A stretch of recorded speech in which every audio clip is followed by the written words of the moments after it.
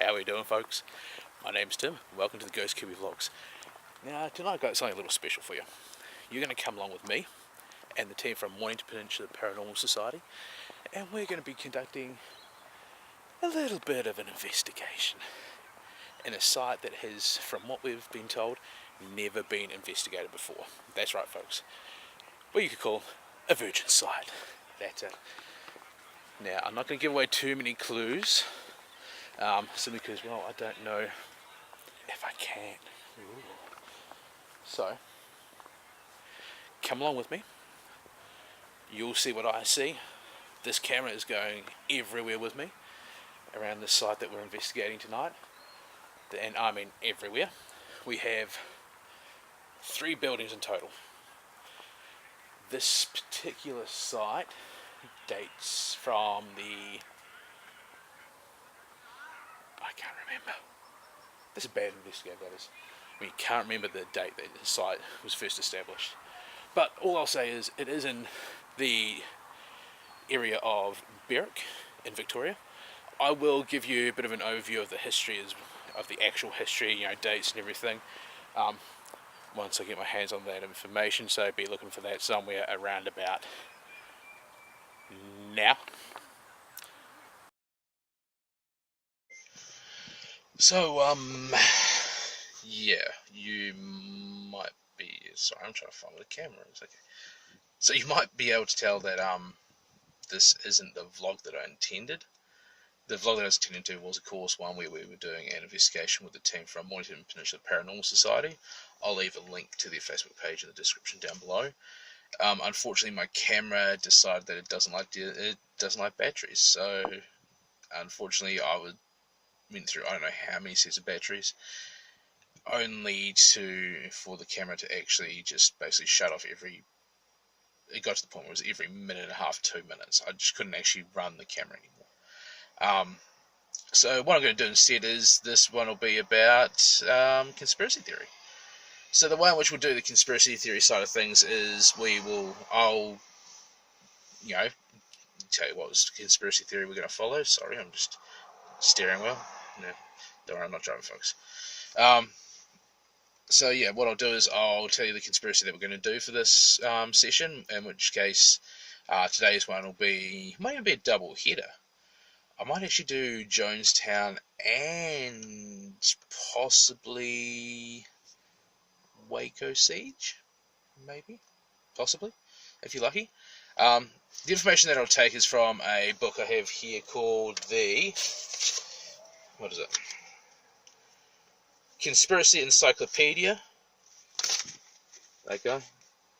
I've had this one for a while now. It's actually quite a good book when it comes to conspiracies. Obviously, it's going to be about conspiracies. It's called the Conspiracy Encyclopedia.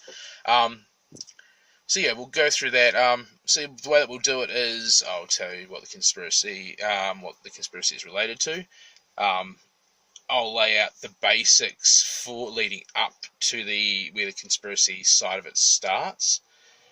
Go through the actual conspiracy theory itself. And then from there, I might give, if I have any views on it, I might give my views on it. But it's up to you guys to discuss down in the comments below, and also, even if you want me to go into it some more, I will, do a bit more research on certain ones, and I'll actually go into that, and we'll do it as like a part 2 kind of thing, maybe tack it on to the end of another conspiracy theory video. But for the time being, next time you'll see me, which will be in a second or two to you guys, for me it's probably going to be like another maybe like 4 or 5 hours before I actually get to do it. We'll start off the conspiracy theory side of things. So yeah, we'll start with the Jonestown Massacre, and maybe move on to, not Jonestown Massacre, the Jonestown mass suicide, and then move on to, possibly the Waco Siege. It all depends on how we're going for time. So yeah, I'll be back with you guys in just a couple of seconds. Alright folks, so here we go. The Jonestown mass suicide, aka the Jonestown Massacre.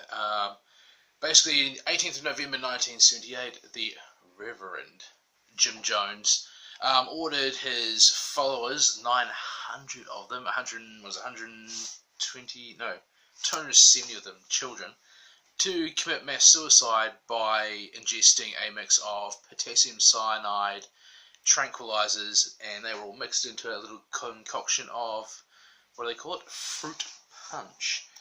Now, this took place in Guyana in South America. Now, I say mass suicide, some people say massacre. The American government labelled it as a mass suicide. It all depends on how you look at it, of course, and that's part of a conspiracy theory. The real question is, why did he encourage his followers to do this? Answer to that, well, supposed answer to that, of course, that being the key thing. Basically, a congressman by the name of Leo Ryan was there to investigate human rights violations. He went there with a few, what do they call them? A few journalists. He basically went there, he did what he could to convince Jim Jones that it wasn't a good thing to be doing this. Whether he found anything or not, there's no real evidence as such. I mean, obviously there were going to be issues, but yeah, there's no proper documentation of what he found. Depending on what source you take from, most of the documentaries, of course, show it as Leo Ryan taking 16, what they've classed as disillusioned cultists, to the plane to take back to America. When they arrive at the plane, before the plane can take off, they're actually ambushed by the People's Temple's cultists. All 16 ex-cultists were killed. Leo Ryan was killed, and so were the journalists. I think probably even the pilot may have been killed as well. The theory behind it all.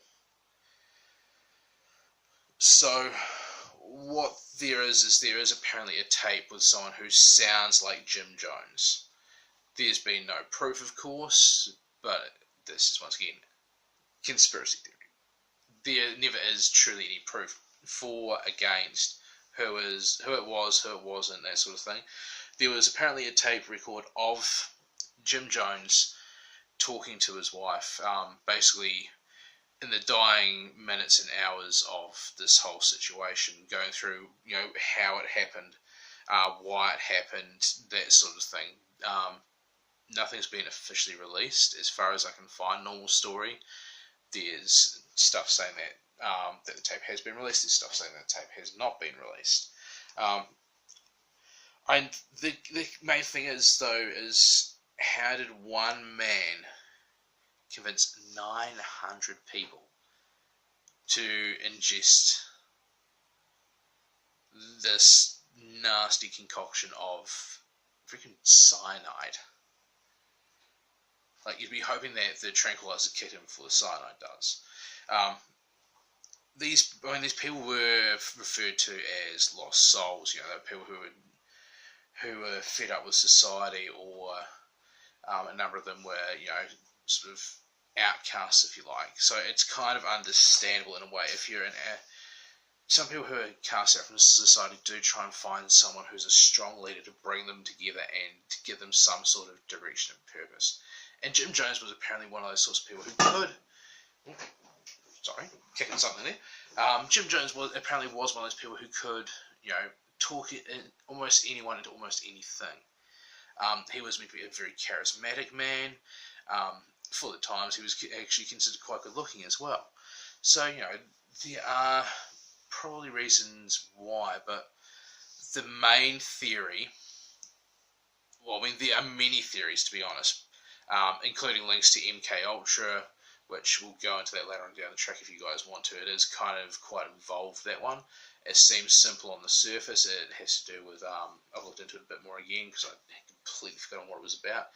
It had to do with CIA brainwashing, actually. But yeah, there are links to that. But the most logical reason, really, is that Leo Ryan, and this is tying it to the CIA. No proof, but this is tying it to the CIA thing.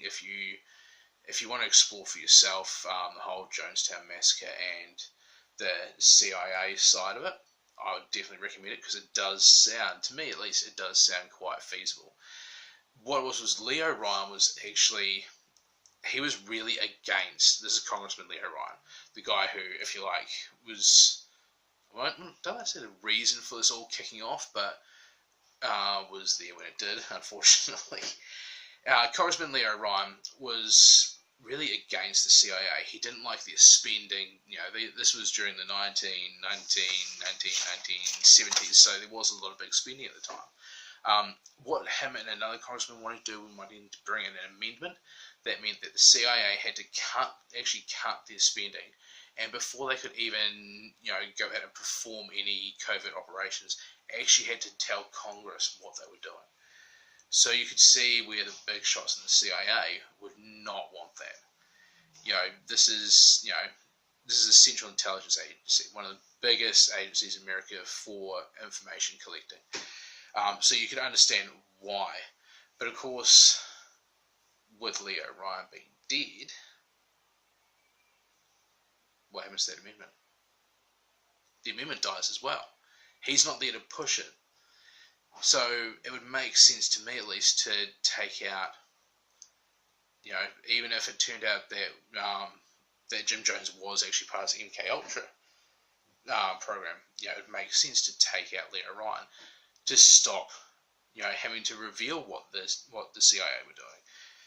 I mean, it's sort of crazy how it works out, because then also at the same time, after Leo Ryan was killed in the ambush, there were two other people who died as well, and they were, I want to get their names right, and they were classed as unusual deaths, but it was, it wasn't that unusual, to be honest. The two people that died were the San Francisco mayor, George Moscone, correct me if I'm wrong, Moscone, and a gentleman by the name of Harvey Milk, which, completely off topic, you may remember, some of you may remember a movie called Milk, starring Sean Penn. This is the guy that we're talking about. He was actually they were both shot dead by a guy called Dan White, who, believe it or not, was a Temple member. Now, the evidence, there's no